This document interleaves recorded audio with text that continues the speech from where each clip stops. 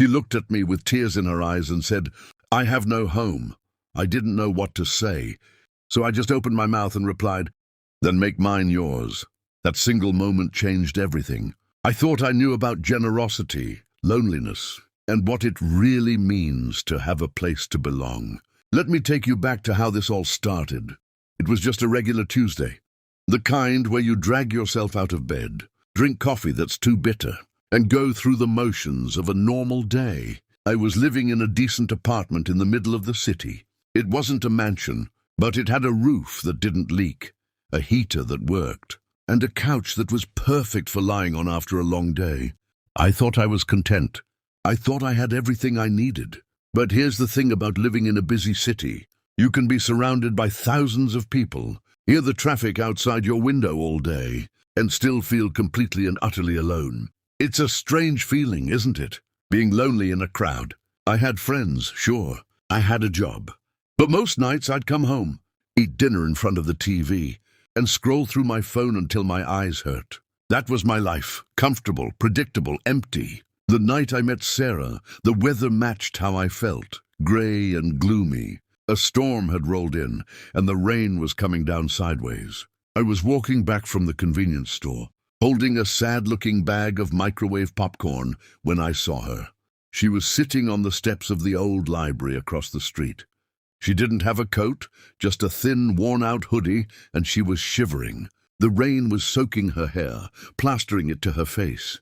She didn't look at me.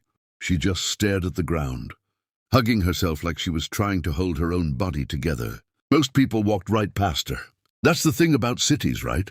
You learn to look away. You build a little wall around yourself to protect you from the sadness you see on the streets. You tell yourself, "There's nothing I can do," or "Someone else will help." We're experts at pretending. We don't see what we don't want to see. But that night, something was different. Maybe it was the rain. Maybe it was the way the streetlight made her look so fragile. Like if a strong wind blew, she'd just disappear. I did what I usually did. I told myself to keep walking. But my feet weren't listening. Before I knew it, I had crossed the street. This is where most people, when they tell a story like this, make themselves sound like a hero. They'll say, "I knew I had to help," or "I was called to do this, but I'm going to be real with you." I didn't feel heroic. I felt awkward. I felt nervous. I didn't know what to say. You don't have a script for this stuff. So I stood there getting wet and I said the dumbest thing possible. "You look like you could use a towel." She looked up at me. Her eyes were puffy from crying, and I could see the exhaustion in them. It wasn't just physical tiredness. It was a deep, deep tiredness that starts in your soul. She opened her mouth to speak, but her voice was so quiet I had to lean in to hear. "I have no home," she said, and then her voice cracked and she started sobbing. I have no home. It wasn't a statement of fact. It was a cry of despair. It was the sound of someone who had given up. Those words hit me harder than I expected. In that moment, all my problems, my boring job, my small apartment, my loneliness, they all felt so silly. I had a place to go. I had a dry bed. I had a door I could lock. Now, a problem immediately popped into my head. And I know I'm not alone in this. When you see someone in pain, the first thing your brain does is try to find a solution. But my brain was short-circuiting. I couldn't offer her a job. I didn't have a therapy degree.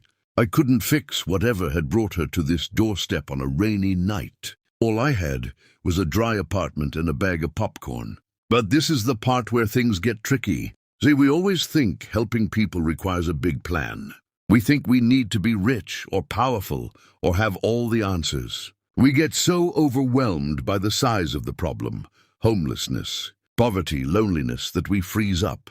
We think, what's the point? It's just a drop in the bucket. Have you ever felt that way?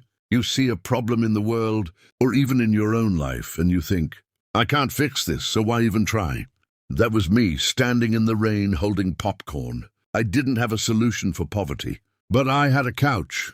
So, before I could overthink it, before I could list all the reasons why this was a bad idea, the words just came out of my mouth. Then make mine yours.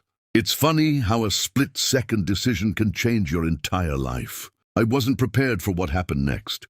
She looked at me like I had just spoken a foreign language. She didn't move. She just stared. as if waiting for me to say, "Just kidding."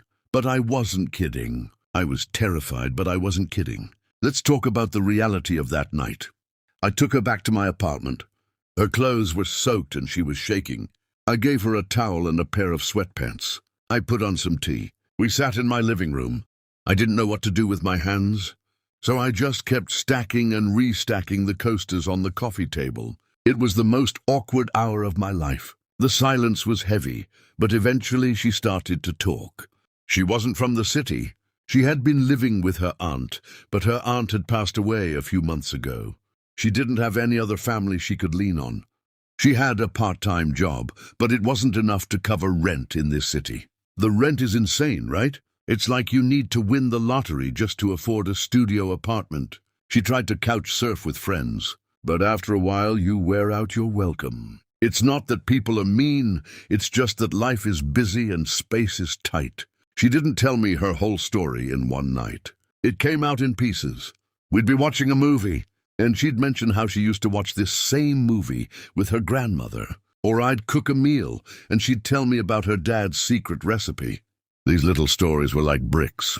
She was slowly rebuilding herself in my living room. Now you might be thinking, wow, this guy is such a saint, but hold on. Let's not get carried away. It wasn't all sunshine and rainbows. Living with a stranger is hard. I'm a creature of habit. I like my things a certain way. I like quiet in the morning. She was a night owl. I left my shoes in the middle of the floor, and it drove her crazy. We had to learn to share a space, which is something we all pretend we're great at, but we're actually terrible at. I learned something important during those weeks. Helping Sarah wasn't just about her getting better. It was about us learning to coexist. I realized that we have this cultural idea that asking for help is a sign of weakness. We all want to be the strong one, the independent one, the one who doesn't need anyone. Sarah was forced to ask for help and she hated it. She felt like a burden. She kept apologizing for existing. The turning point, the real climax of this whole experience, didn't happen on a rainy night. It happened on a bright, sunny Saturday morning. I was sitting on the couch drinking my coffee, and Sarah walked in from her part-time job at a small bookshop. She was holding a little box. She sat down and put the box on the table. "I got this for you," she said. I opened it. It was a small handmade ceramic mug. It was a little lopsided, and the paint job was messy. It was obviously made by someone who wasn't a professional, but it was the coolest thing I had ever seen. She said, "It's for your coffee. I hate how you drink your coffee out of a chipped mug." And that was it. That was the moment. It wasn't a dramatic "I have a home" speech. It was a mug. A stupid, beautiful, lopsided mug. Because buying a gift for someone, a practical gift that you specifically bought for their routine, means you are paying attention. It means you see them. It means you care enough to notice they drink from a chipped mug. It meant she was putting down roots. She wasn't just staying at my place. She was making it a home for both of us. I realized that she had given me something way more valuable than anything I could have given her. She had given me a purpose. She had given me a reason to wake up in the morning that wasn't just to go to work. She had broken the cycle of loneliness I didn't even know I was in. We were helping each other. So what did I learn from all of this? I learned that we've been looking at the idea of home all wrong. A home isn't just a place with four walls and a roof. It's a place where you're known. It's a place where someone asks you how your day was, and they actually care about the answer. It's where you can leave your mess on the table and not get judged. And the biggest lesson? Helping someone else doesn't require a grand plan. You don't need a lot of money or a degree in social work. Sometimes helping is just opening your door. Sometimes it's just sitting with someone in their sadness and letting them know they aren't alone. We spend so much time looking at the big picture and getting depressed by the scale of it all that we ignore the little moments that actually matter. A home is more than a place. It's a person who cares. Sarah isn't living with me anymore. She eventually got a better job and found a small apartment just a few blocks away. But she's still in my life. She comes over every Sunday for dinner. We laugh about that first rainy night. The chipped mug is gone. I use the lopsided one every single morning. That woman didn't just need a place to sleep. She needed to be seen, and I think I did too.